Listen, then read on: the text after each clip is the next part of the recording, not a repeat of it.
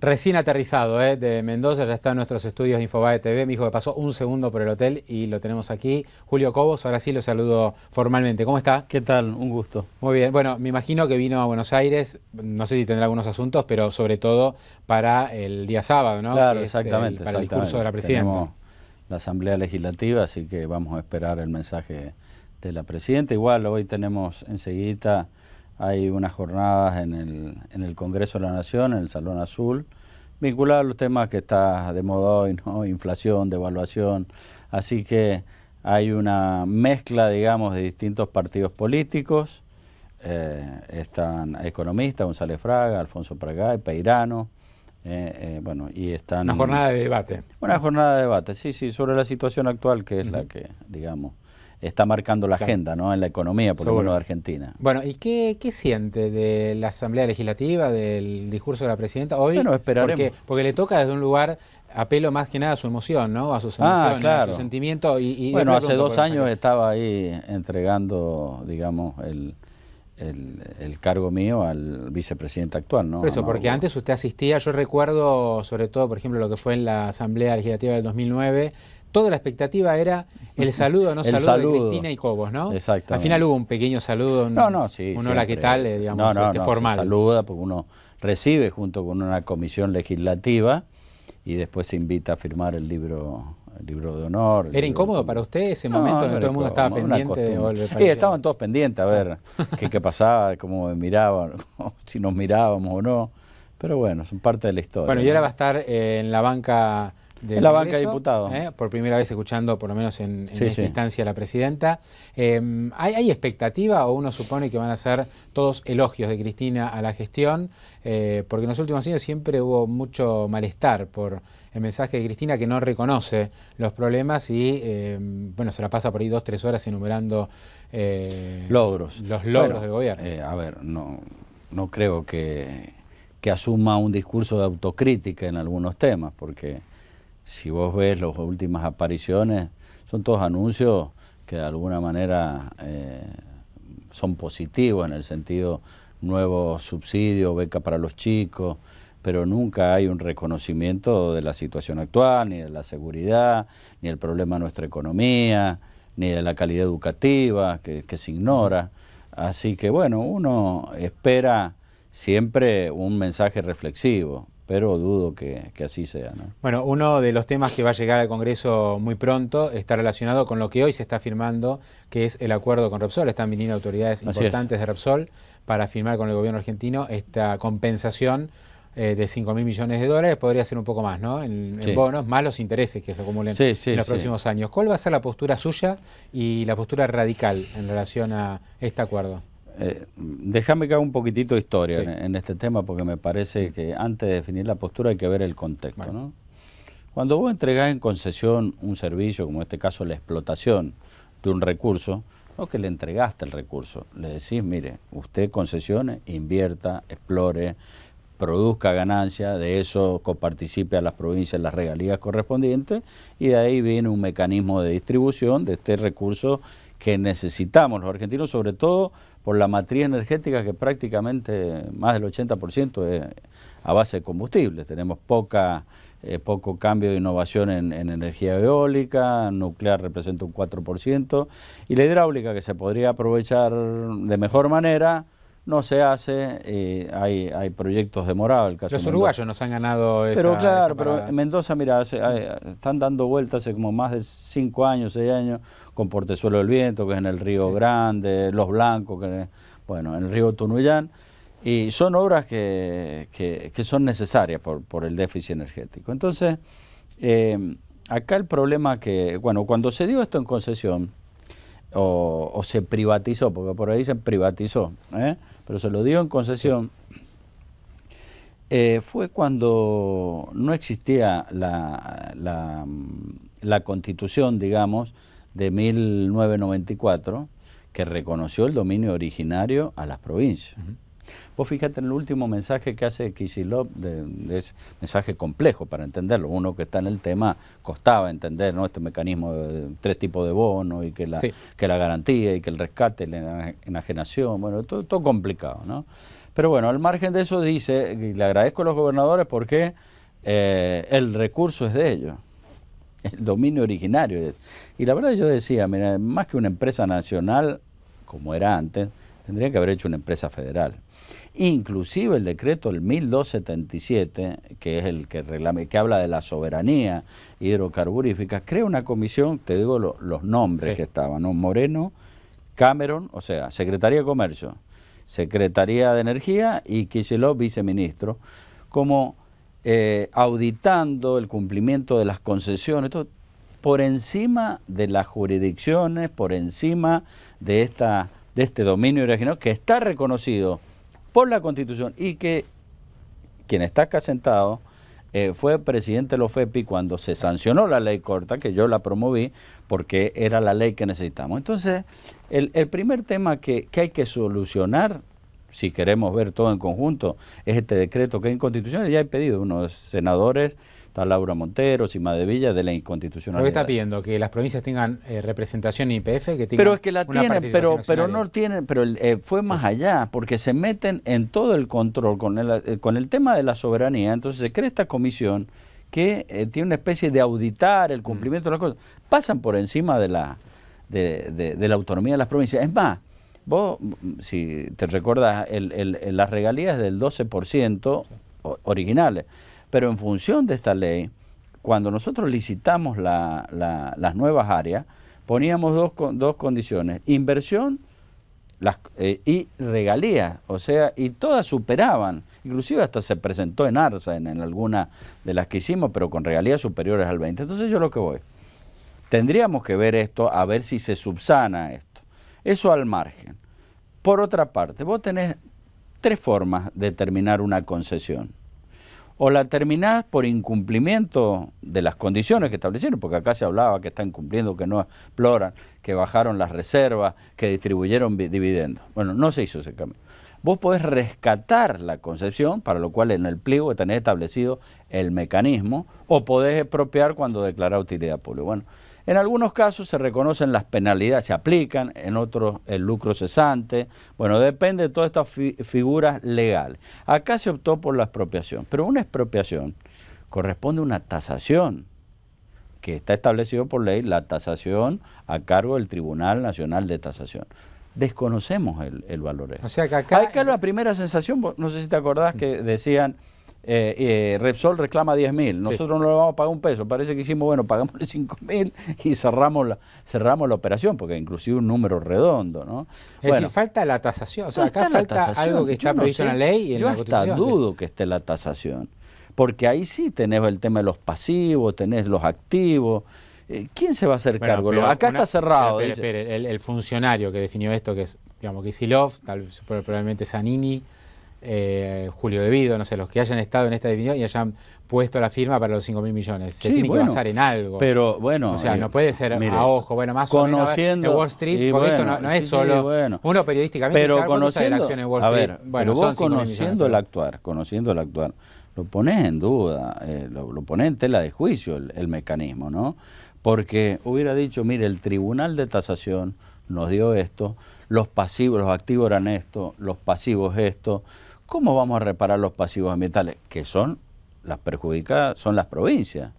Entonces, ahí tiene que ir, tiene que asistir. El Tribunal de Tasación, por lo menos nosotros vamos a pedir, y si no lo voy a pedir yo personalmente, si no lo pedirá el partido, el ministro de Obras Públicas, o de Infraestructura, debido, el ministro de Economía y el presidente de IPF. Porque no se puede decir, a ver, nosotros siempre dijimos, no es la forma, no es el procedimiento, estamos en un mundo de relaciones comerciales con otros países, hay normas, hay procedimientos, hay seguridad jurídica, bueno, respetémosla. Bueno, se le dijeron de todas las cosas a los legisladores que planteaban en su momento este tema, la prudencia, la sensatez, la estructura legal, el respeto. Bueno, hoy han hecho un giro a esta actitud de llevarse todo por delante, bueno, y han hecho este acuerdo. Ahora, nosotros queremos saber en qué consiste ese acuerdo. Y en lo posible yo voy a exigir que corrijan estos vicios de constitucionalidad, porque me parece que es el momento. Si quieren un voto a favor, van a tener que corregir varias cosas también de esta ley de soberanía hidrocarburífera. O sea, en principio, además de modificar algunas cuestiones de la ley que no sé eso cómo se hará o si sí, mira, el decreto 1277 y el 929 están por encima de las atribuciones que tienen las provincias. Pero además lo que están pidiendo es una tasación, o sea que haya una tasación oficial de quien el tribunal que corresponda para determinar cuál es realmente el valor de los activos, ¿no? Exactamente, de los activos y de los pasivos. ¿Y quién lo va a pagar eso después, no? Bueno, no, ¿quién lo va a pagar? No, es que ya está. ¿Quién se va a hacer cargo de esto, de esos pasivos que son de las provincias? Porque acá le está negociando la nación. ¿Usted tiene la sensación que se pagó caro? O, por ejemplo, uno dice, bueno, se pagó bien, pero se hipoteca con una tasa muy alta, ¿no? Porque uno estima que si las cosas van bien... La sensación que tengo que se le ha dado gusto a YPF Repsol del valor que pedía. Porque si vos te fijás, cotizaba en bolsa en el momento... También de la expropiación no llegaba, que creo que a 5.000 millones de dólares la empresa. Bueno, Brufau está bien que había bajado, ¿no? Brufau estaba muy contento. Estaba muy contento. ¿No? Bueno, cuando vos ves una parte muy contenta, empezás a dudar, ¿no? ¿Cómo vio este primer bimestre de 2014 que arrancó muy complicado, digamos, muy complicado. Con fuerte suba del dólar, tuvo que aumentar la tasa de interés? O sea, se fue así una política ortodoxa porque parecía que el gobierno se lo llevaban puesto, ¿no? Desde el punto de vista financiero cambiario. Lo que pasa es que el gobierno se metió en este problema, solito se metió. Solito se metió al no reconocer dos cosas. La inflación real, que no fue acompañando la evolución del dólar, digamos, o la depreciación de la moneda en función de la inflación real, y el tema energía, que es el tema que hoy estamos acá convocándonos, ¿no? Porque... En el 2010 hubo superávit energético de 2.000 millones de dólares y hoy terminamos el año pasado con más de 6.000 millones de dólares, importando 12.800 millones de dólares.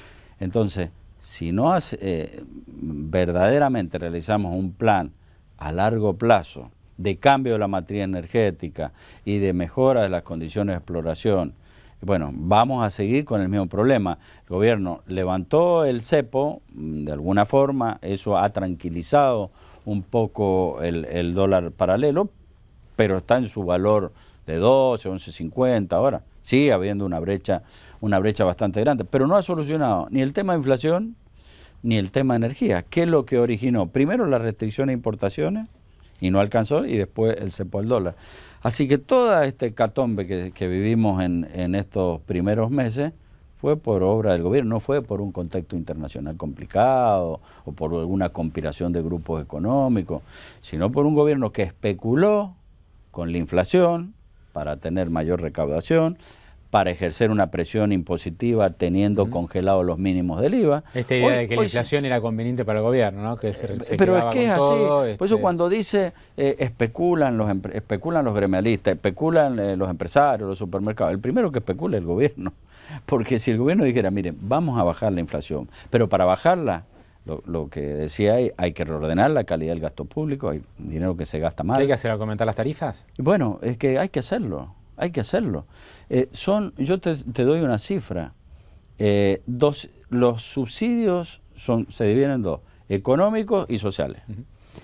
Los económicos y sociales cerraron en 203.000 millones de pesos el año pasado, de los cuales los subsidios económicos 135.000 millones, de los cuales de lo económico energía es 81.000 millones. Si vos tomás los ingresos de recursos aduaneros, derechos, exportación e importación, es 84.000 millones. Es decir, que todo lo que se origina por derecho de exportación, importación, las retenciones, lo que quieras llamar, se va a subsidio de energía.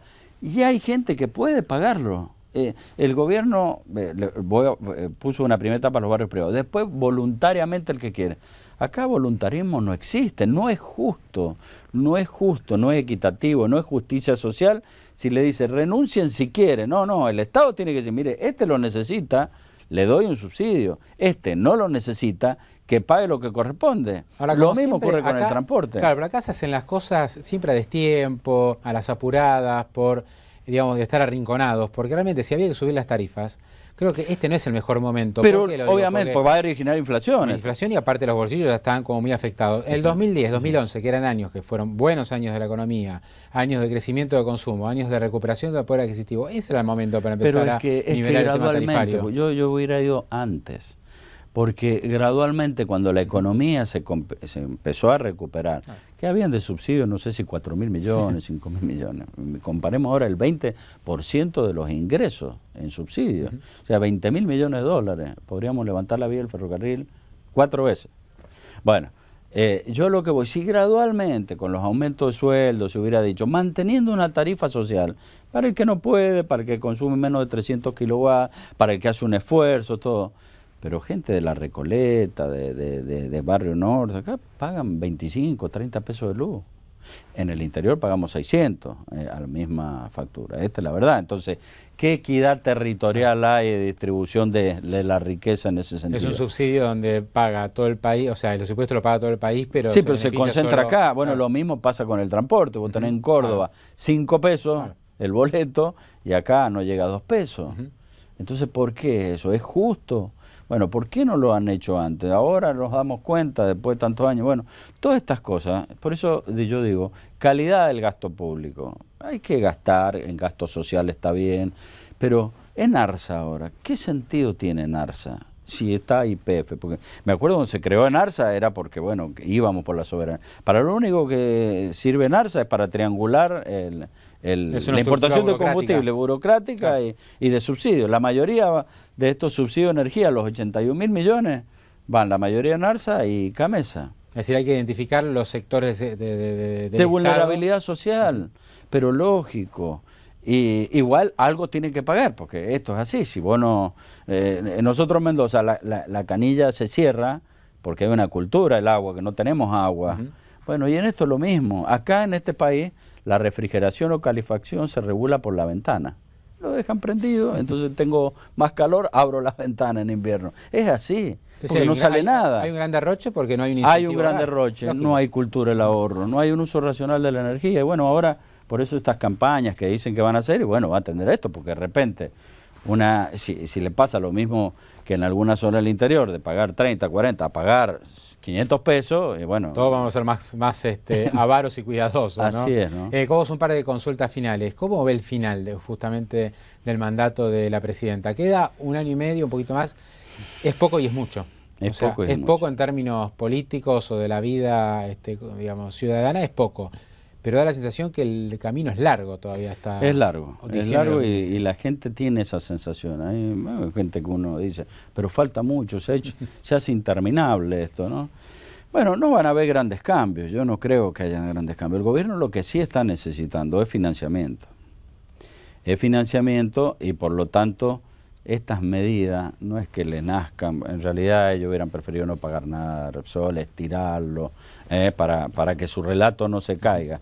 Pero están necesitando, ya presión tributaria no puede más, y están necesitando financiamiento. Y tanto el Club de París dice, mire, para arreglar con nosotros y para tener crédito a tasa razonable, tiene que arreglar con el fondo le pide el INDEC, el otro le pide el CIADI, y bueno, y esto se va cerrando todos los obstáculos que por ahí tenía el acceso al mercado, que está bien que se haga, y bueno, y lo van a tratar de solucionar, pero de nada sirve que ingrese crédito a Argentina en tasa baja si lo gastamos, para cubrir el déficit fiscal, ¿no? Hoy el crédito que entra sería para cubrir el déficit fiscal. Que es grandísimo. Así que bueno, no va a haber grandes cambios. Vos fijate que en el tema inflacionario se está prácticamente atribuyendo a las paritarias el éxito o no del plan económico. La recaudación no la dice. ¿Vos lo has escuchado de la FIP? Echegaray. ¿Habló de la recaudación? No, habló cuando presentó las cifras de enero. ¿Por qué tiene que...? Bueno, no, ahora la de febrero la va a conocer. Han crecido bastante la recaudación, ¿no? Y bueno, pero la recaudación va a subir... por haber aumentado el dólar también, ¿no? Por los recursos aduaneros, eso ahí le va a generar mucha recaudación. Pero han subido también porque han subido mucho los alimentos. Obvio. Y la verdad el que la gente, los bajos, economía, o sea, la economía familiar se concentra fundamentalmente en la compra de alimentos. Y esto ha subido y ha subido la recaudación, bueno, el 37%. Es que sin hacer demasiado, el gobierno va a tener un fuerte aumento de la recaudación porque hay mucha inflación y porque puso un dólar a 8, o sea, devaluó muy fuerte y esto... va a generar recursos de comercio exterior. Y si bueno, un poco el gasto, pero vamos a seguir con esa inflación. Ah. Vos fijate, la inflación de febrero va a rondear el 4%, que si eso vos lo proyectás es una barbaridad. Entre el primer trimestre fue como más del 7, 8, ¿no? Así es, así es. Así que bueno, el primer trimestre. Pero, mira, la economía y la política se manejan por expectativa. Y sobre todo por esa expectativa es confianza. Si el gobierno asumiera la responsabilidad de decir, mire señores, vamos a hacer el esfuerzo de reordenar el gasto, darle al Banco Central la autonomía que necesita, de que la emisión monetaria sea en función del gasto que nosotros tenemos gradualmente, para que no se pague ni con pobreza ni con desempleo. Nosotros en 3 años, en 4 años podemos recuperar inflación de un dígito. Y eso no se puede, no puede un país desarrollado. 4 años que esperar para bajar la inflación de un dígito. Sí. Si no lo pagás, a costa de lo que yo te digo. Ya me dio varias malas noticias, que tiene que sí o sí aumentar las tarifas, la inflación tenemos varios años. Bueno, pero es que es así. Si no, vamos a seguir así, Pero no va a haber inversión, no va a haber... Cuando uno invierte, yo digo, voy a invertir esta plata para vivienda, para los servicios, lo que sea. Evalúo la inversión en el tiempo. Entonces, ¿cómo amortizo el capital? ¿Cómo compenso este capital que si me conviene más invertirlo acá, lo pongo en el banco? Mientras tengamos estas tasas altas de interés para tener un dólar bajo, que dicen, bueno, intervino bien, pero... También desalienta la inversión. Desalienta la inversión. Entonces vos, miremos América Latina. América Latina tiene un 5%, en medio, 6%. Promedio quiere decir que hay menos. Hay países tiene mucho menos y otros más. Menos que eso, claro. ¿no? Sacando Venezuela y Argentina. Sí. ¿Por qué no podemos volver? A ver, ¿por qué no podemos volver al 2005, 2006, que la inflación era del 6, del 5%? Pero bueno, había superávit fiscal, balanza comercial, ¿por qué llegamos a esta situación? No, ¿por qué no podemos volver? Obviamente que se puede volver. ¿Por qué se lleva a esto? Y no sé, porque se fue generando, porque se especula, porque uno piensa en la otra elección, entonces no quiere reordenar o sincerar nada. Y esto, por eso a veces yo sostengo que lo malo que tiene este país es que haya reelección. Tendría que haber una sola elección y así cada uno se concentra en mantener las políticas de Estado y por otra parte de hacer lo que tiene que hacer en esto. Cobos la última y me lo dejó picando, no es la del estribo, pero es la que va a tener que contestar cada vez que tenga una entrevista en los próximos 2 años. Se habla mucho de Scioli, se habla mucho de Massa, se habla mucho del delfín que elija Cristina para el 2015, pero no se habla de el radicalismo, no se habla de UNEN.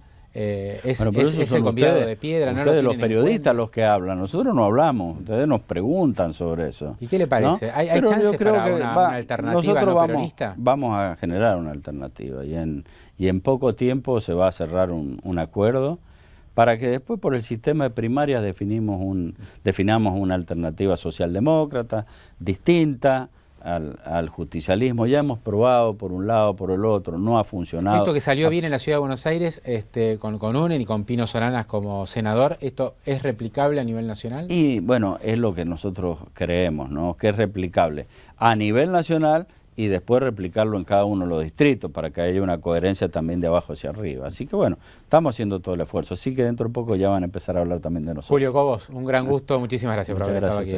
Hacemos una pausa, ya seguimos.